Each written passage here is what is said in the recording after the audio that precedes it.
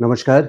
इस वीडियो में हम देखेंगे मीन लग्न यानी पाइसेस असेंडेंट वालों के लिए जून 2025 का महीना कैसा रहेगा। देखिए, अगर आपने मई मंथ का वीडियो मेरा मीन लग्न का नहीं देखा है तो रिक्वेस्ट करूंगा उसको ज़रूर देख लीजिए, क्योंकि उसमें मैंने पूरे 1 साल का, अगले 1 साल का, क्योंकि काफ़ी बड़े ग्रह जो है गुरु और राहु केतु का गोचर हुआ है। मई 14 को गुरु का गोचर हुआ है, राहु केतु का मई 18 को गोचर हुआ है। तो अगले 1 साल तक बृहस्पति उसी राशि में रहेंगे, मिथुन राशि में रहेंगे, जो कि आपके लग्नेश हैं, सबसे इम्पोर्टेंट लग्न के हीरो हैं, यानी आपके पूरे कुंडली के हीरो हैं। तो उनकी क्या प्लानिंग है, अगले 1 साल की क्या मनसा है, उसको समझने के लिए और अपनी लाइफ को उस हिसाब से ऑर्गेनाइज़ करने के लिए उसमें इन डेप्थ वे में मैंने बताया है कि चौथे में बृहस्पति आए हैं, और उसमें डिटेल में बताया है कि रियल एस्टेट से रिलेटेड यानी ज़मीन जायदाद से रिलेटेड बेनिफिट्स आपको आएँगे। बेनिफिट से मेरा मतलब है कि अगर आपकी कोई प्लानिंग है ज़मीन जायदाद से लेने या फ्लैट, प्रॉपर्टी, कोठी लेने की आपकी प्लानिंग है, तो ये साल आपके लिए बहुत इम्पोर्टेंट रहेगा और इसमें आपका ये काम बनेगा। और अगर आप ले चुके हैं, ऐसा नहीं है कि हर 12 साल में एक बार जब बृहस्पति चौथे भाव में जाते हैं, तो आपको फ्लैट या घर दिलाते हैं, लेकिन घर से रिलेटेड कोई ना कोई रेनोवेशन, पेंटिंग, इंटीरियर का काम रिलेटेड कराएँगे, जो कि अच्छे के लिए कराएँगे, रीऑर्गेनाइज़ कराएँगे। और यहाँ पे बृहस्पति जो लग्नेश है आपके, वो आपके करियर के लिए भी बहुत इम्पोर्टेंट है, काम-धंधे के लिए बहुत इम्पोर्टेंट है, क्योंकि प्रोफ़ेशन के घर को यानी कर्म स्थान को डायरेक्टली देख रहे हैं 7वीं दृष्टि से।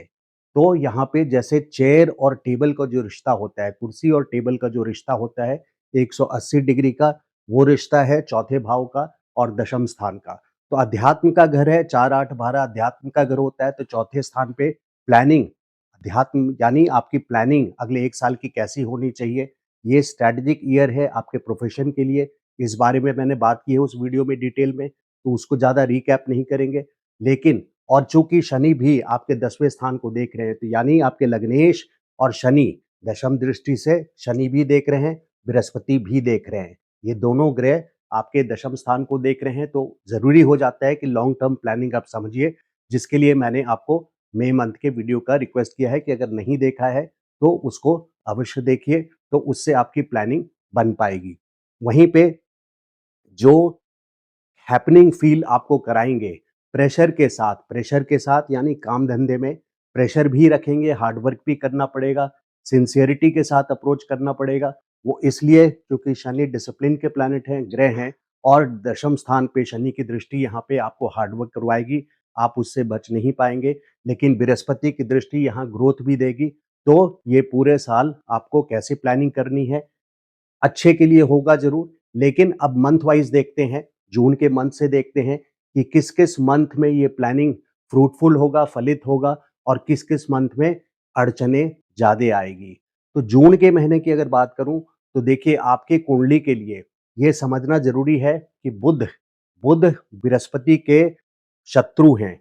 अभी बुध यहाँ पे 6 जून से 22 जून तक आपके जून के महीने में बृहस्पति और बुध साथ में हैं, इस पे हम बाद में आएँगे। तो जून के महीने की ये स्थिति है। इसके साथ-साथ यहाँ शुक्र के भी शत्रु हैं। हालाँकि शुक्र आपके लग्न में जाकर के उच्च के होते हैं, लेकिन शुक्र बृहस्पति के शत्रु हैं। बल्कि बृहस्पति शत्रुता मानते हैं शुक्र से, शुक्र शत्रुता नहीं मानता बृहस्पति से।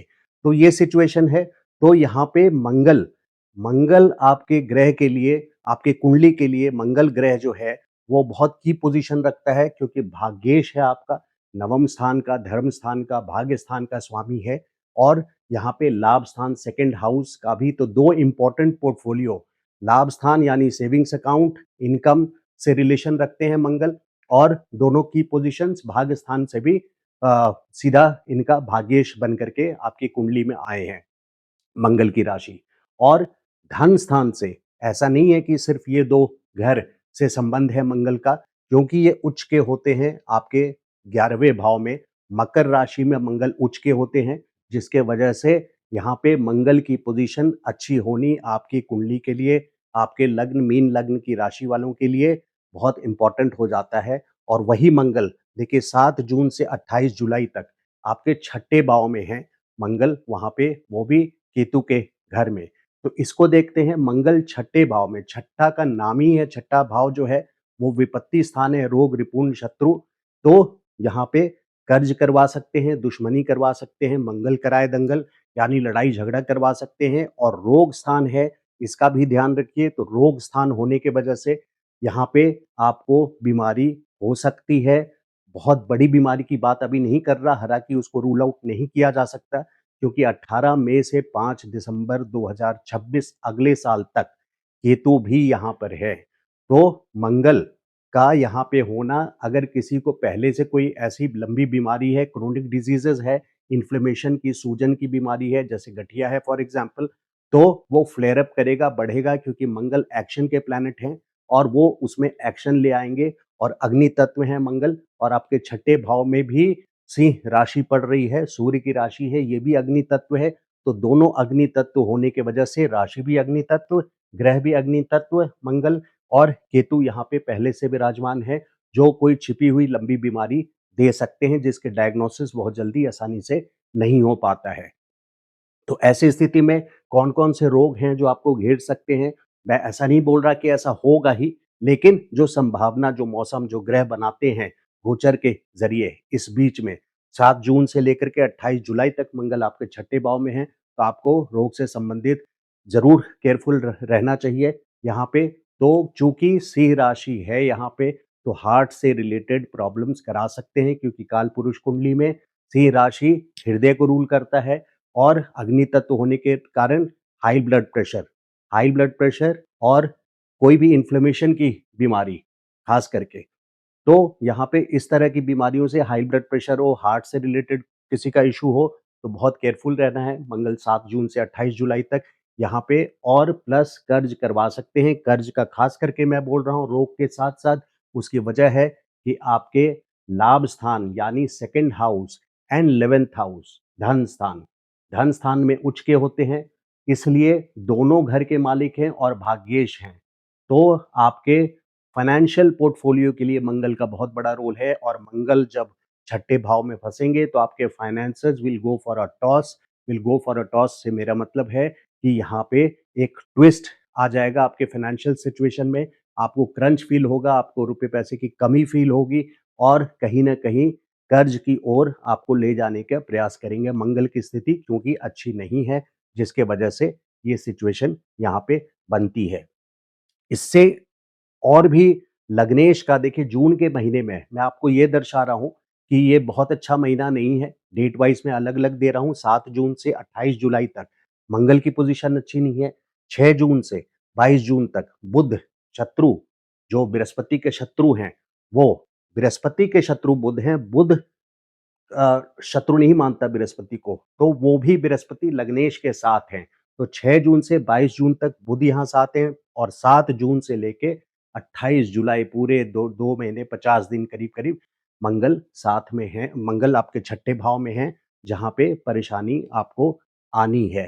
तो यहाँ पे ये एक प्रॉब्लम वाली बात है। दूसरी प्रॉब्लम वाली बात ये आ जाती है कि मंगल का जो शनि से, जो आपके लग्न में है और व्यय स्थान के स्वामी भी हैं, खर्च स्थान के स्वामी भी हैं, और हॉस्पिटल वगैरह, जो हॉस्पिटल अगर देखें तो 12वें घर घर से देखते हैं, तो शनि जो आपके लग्न में है, तो शनि और मंगल का षडाष्टक बन रहा है। षडाष्टक मतलब 6-8 का संबंध बन रहा है, यानी शनि से मंगल छठे भाव में है, 1, 2, 3, 4, 5, 6, और मंगल से शनि 8वें स्थान पे है, 1, 2, 3, 4, 5, 6, 7, 8। तो षडाष्टक में अपने तरीके की प्रॉब्लम्स आती है, तो शनि मंगल का षडाष्टक ये अच्छा नहीं माना गया है, जिसके वजह से खास करके 28 जुलाई तक का जो फेज है उसको मैं ठीक नहीं मानता, क्योंकि आपके भाग्येश और धन स्थान, लाभ स्थान दोनों के स्वामी हैं मंगल, शनि के साथ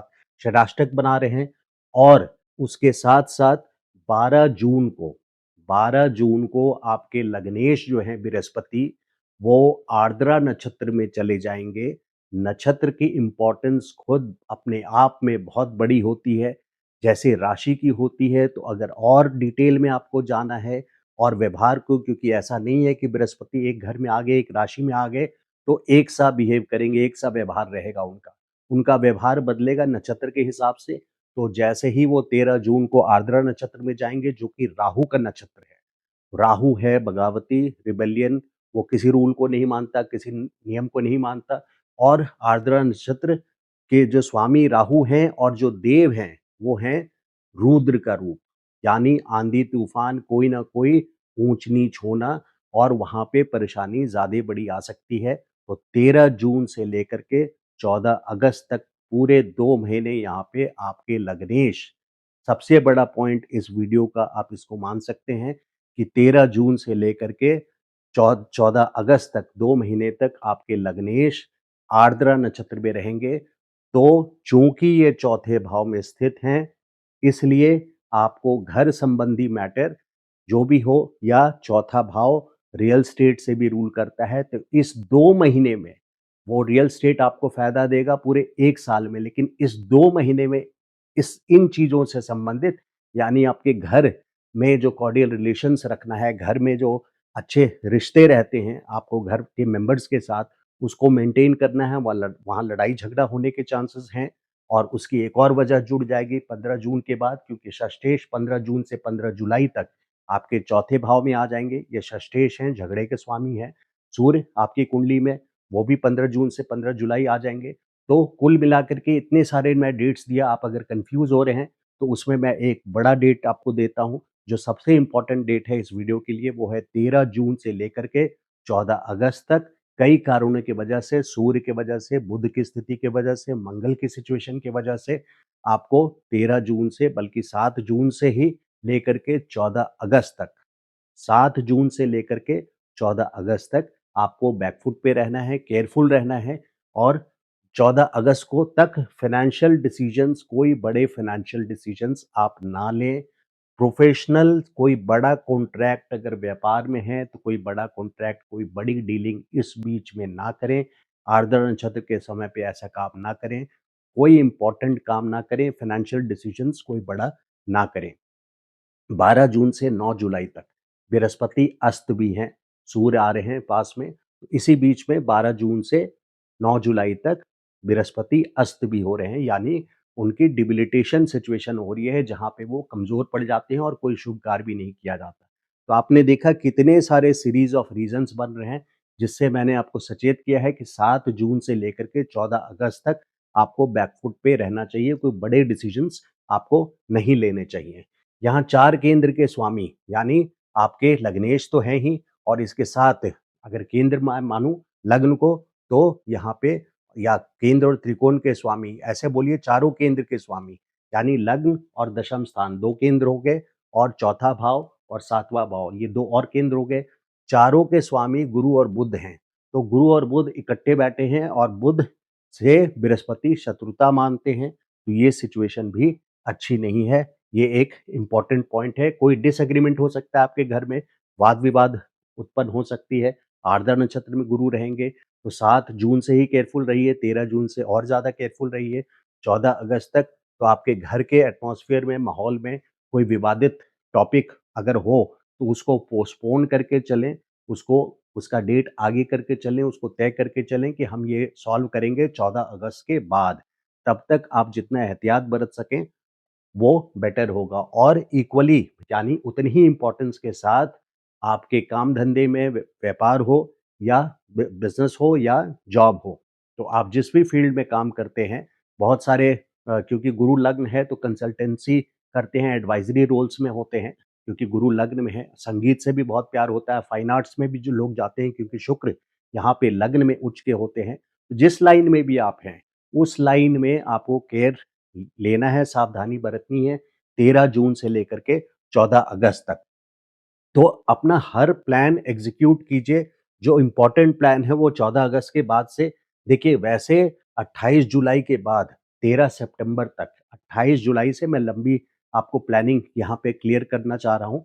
आपके मंगल को अगर देखूँ, जो कि एक की पोज़ीशन होल्ड कर रहे हैं 3 घरों का बहुत अच्छे से, तो यहाँ पे मंगल 28 जुलाई से बेशक आपके 7वें घर में आ जाएँगे, लेकिन चूँकि 14 अगस्त तक आपके बृहस्पति यहाँ पे आर्द्रा नक्षत्र में रहेंगे, इसलिए मैं डेट दे रहा हूँ कि 14 अगस्त से लेकर के 13 सितंबर तक सप्तम स्थान का मंगल आपके दशम भावत भावम के हिसाब से दशम से दशम पड़ेगा, यानी मंगल यहाँ आ चुके होंगे।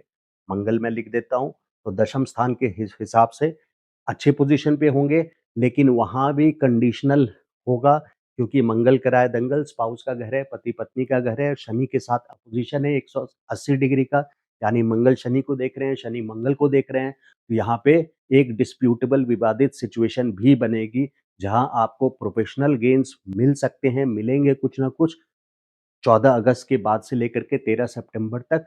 लेकिन फिर भी ये उतना उम्दा पोज़ीशन नहीं है, उतना एक्सीलेंट या गुड पोजीशन नहीं है, बहुत अच्छा पोजीशन नहीं है, जो मैं आपको एक ग्रीन सिग्नल दे दूँ, उसके बाद का भी, यानी 14 अगस्त से 13 सितंबर तक का। तो अगर बहुत अच्छा पीरियड आपको चाहिए, तो वो होगा एक्चुअली 18 अक्टूबर से, जब बृहस्पति आपके लग्नेश जो हैं, वो आपके पंचम स्थान पे आएँगे, एक्सॉल्टेशन के स्थान पे आएँगे, और वहीं 18 अक्टूबर के बाद 27 अक्टूबर को मंगल भी आपके भाग्य स्थान में, यानी भाग्येश अपनी ही राशि में भाग्य स्थान पे आ जाएँगे। तो 18 अक्टूबर और 27 अक्टूबर, 18 अक्टूबर से भी आप मान सकते हैं कि 18 अक्टूबर और 27 अक्टूबर से आपकी प्लानिंग्स, जो मैंने मई के वीडियो में बताया कि बहुत अच्छे टाइम जो आपके बृहस्पति जो भी आपके प्रोफेशन में डिलीवर करेंगे, उनकी डिलीवरी, यानी जो उनका फलित होगा, जो ज़मीन पे आपको महसूस होगा वीडियो का वेटेज की ग्रेविटी की जो चीज़ें बताई गई थी वीडियो में, वो कब फलित हो रहा है। तो बड़े ग्रह ने तो अपनी प्लानिंग बना रखी है कि आपको डिलीवर करना है, लेकिन बाकी जो ग्रह हैं, वो उनका सपोर्ट भी चाहिए डिलीवरी के लिए। गोचर का ये मतलब होता है कि जब ज छोटे ग्रह भी जो हैं, वो फेवरेबल हों, तो बड़े ग्रह की मंशा को या मकसद को पूरा करते हैं। तो छोटे ग्रह यहाँ पे छोटे नहीं हैं, क्योंकि मंगल आपके लिए बहुत की पोजीशन पे हैं। बुध के साथ शत्रुता है, शुक्र के साथ शत्रुता है, चंद्रमा आपके अच्छे पोजीशन पे हैं, पंचम स्थान पे हैं, और चंद्रमा की राशि में आपके लग्नेश उच्च के होते हैं। तो अगर यहीं पे देखिए, पहले मैं ये पॉइंट क्लियर कर दूं कि 18 अक्टूबर से और 27 अक्टूबर से आप लोगों के लिए टाइम समय अच्छा जाएगा, और उसके आगे का कब तक अच्छा जाएगा, वो अगले वीडियो में हम कैप्चर करेंगे। लेकिन 18 अक्टूबर के बाद से आप बड़ी प्लानिंग कर सकते हैं, और 27 अक्टूबर से और बड़ी प्लानिंग भी कर सकते हैं। हालाँकि मुझे अभी अंदाज़ा है कि 11 नवंबर से आपके लग्नेश वक्री होंगे, लेकिन वो उतना एडवर्स नहीं होगा, एडवर्स नहीं होता वक्री। इस चीज़ को कोई भी ग्रह जब वक्री जाते हैं, एडवर्स मतलब ऐसा नहीं है कि आपका नुकसान करते हैं या खराबी या बुराई लेकर के आते हैं, है ना? लेकिन उसमें कुछ बदलाव होते हैं, जिसमें कोई मैं खराबी नहीं देख रहा, क्योंकि चौथे से तीसरे की ओर जाएँगे, और यहाँ भी पोज़ीशन इनकी अच्छी रहेगी। इसलिए 18 अक्टूबर के बाद से आपकी पोज़ीशन बड़े डिसीज़न्स लेने के लिए अनुकूल रहेगी, प्रतिकूल नहीं रहेगी, यानी कॉन्ट्राडिक्टरी नहीं रहेगी, फ़ेवरेबल रहेगी 18 अक्टूबर के बाद से।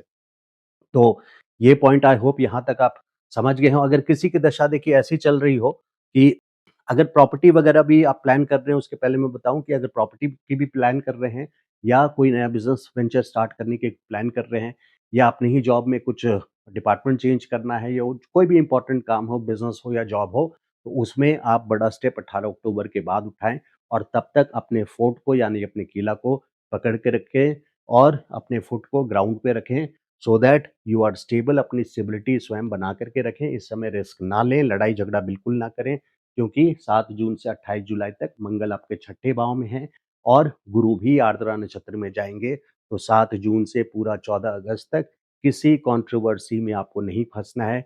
एज इस टाइम पे अगर मान लीजिए कहीं कोई झगड़ा चल रहा है, और आप रुक गए कि भाई जरा सा तमाशा मैं देख लूं, तो हो सकता है कि बाकी भीड़ वहां से चले जाए और चली जाए, और आपका नाम उस झगड़े में आ जाए, और आप उसमें पार्टिसिपेट हो जाएँ, बिना चाहे, बिना किसी मकसद से। तो इसलिए मैंने वार्निंग दी है कि आप उस वहाँ पे तमाशा देखने के लिए भी न ना खड़े हों, रोड पे अगर कुछ ऐसा हो रहा हो, तो वहाँ से अपना चुपचाप निकल जाएँ, आपके लिए ये ज़्यादा अच्छा रहेगा। तो बड़े प्लान्स आपको प्रॉपर्टी वगैरह का प्लान 18 अक्टूबर के बाद करना है। अगर किसी की दशा देखिए, इस टाइम पे जो मैंने एडवर्स टाइम बताया, थोड़ा-सा बच के सावधानी से रहने का समय बताया है, इसमें मान लीजिए किसी की चंद्रमा की दशा चल रही है। चंद्रमा चूँकि आपके लिए पंचम भाव के स्वामी हैं, तो चंद्रमा, तो ये असर आप उनके लिए कम हो जाएगा।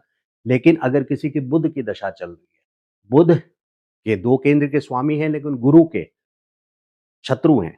जिसके वजह से वहाँ पे उसको पिंच या तकलीफ महसूस होगी।